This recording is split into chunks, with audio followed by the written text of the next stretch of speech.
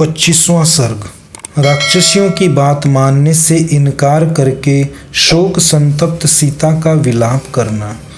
जब वे क्रूर राक्षसियां इस प्रकार की बहुत सी कठोर एवं क्रूरतापूर्ण बातें कह रही थी, उस समय जनक नंदनी सीता अधीर होकर रो रही थी।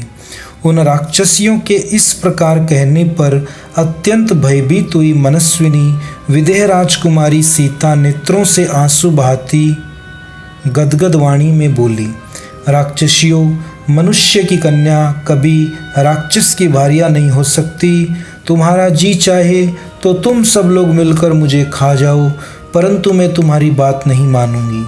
राक्षसियों के बीच में बैठी हुई देव कन्या के समान सुंदरी सीता रावण के द्वारा धमकाई जाने के कारण शोक से आर्त सी होकर चैन नहीं पा रही थी।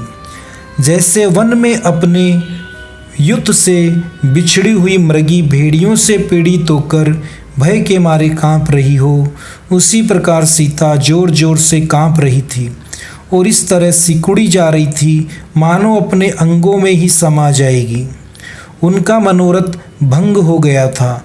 वे हताश सी होकर अशोक वृक्ष की खिली हुई एक विशाल शाखा का सहारा ले शोक से पीड़ित तो अपने पतिदेव का चिंतन करने लगी। आंसुओं के प्रवाह से अपने स्थूल पुरोजों का अभिषेक करती हुई वे चिंता में डूबी थी और उस समय शोक का पार नहीं पा रही थी। प्रचंड वायु के चलने पर कंपित होकर गिरे हुए केले के वृक्ष की भांति वे राक्षसियों के भय से त्रस्त हो पृथ्वी पर गिर पड़ी। उस समय उनके मुख की कांति फीकी पड़ गई थी। उस बेला में कांपती हुई सीता की विशाल एवं घनीभूत वेणी भी कंपित हो रही थी, इसलिए वह रेंगती हुई सर्पिणी के समान दिखाई देती थी। वे शोक से पीड़ित होकर लंबी सांसें खींच रही थी और क्रोध से अचेत सी होकर आर्त भाव से आंसू बहा रही थी। उस समय मिथिलेश कुमारी इस प्रकार विलाप करने लगी, हा राम, हा लक्ष्मण, हा मेरी सास कौसल्ये, हा आर्य सुमित्रे। बारंबार ऐसा कहकर दुख से पीड़ित हुई भामिनी सीता रोने बिलखने लगी। हाय, पंडितों ने यह लोकोक्ति ठीक ही कही है कि किसी भी स्त्री या पुरुष की मृत्यु बिना समय आए नहीं होती। तभी तो मैं श्री राम के दर्शन से वंचित तथा इन क्रूर राक्षसियों द्वारा पीड़ित होने पर भी यहाँ मुहूर्त रही हूँ। मैंने पूर्व जन्म में बहुत थोड़े पुण्य किए थे, इसीलिए इस दीन दशा में पड़कर मैं अनाथ की भांति मारी जाऊंगी। जैसे समुद्र के भीतर सामान से भरी हुई नौका वायु के वेग से आहत हो डूब जाती है, उसी प्रकार मैं भी नष्ट हो जाऊंगी। मुझे पतिदेव के दर्शन नहीं हो रहे हैं। मैं इन राक्षसियों के चंगुल में फंस गई हूँ और पानी के थपेड़ों से आहत हो कटते हुए कगारों के समान शोक से क्षीण होती जा रही हूँ।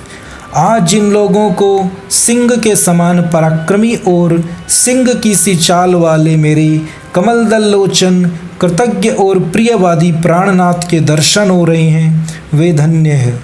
उन आत्मज्ञानी भगवान श्री राम से बिछुड़कर मेरा जीवित रहना उसी तरह सर्वथा दुर्लभ है, जैसे तेज विष का पान करके किसी का भी जीना अत्यंत कठिन हो जाता है।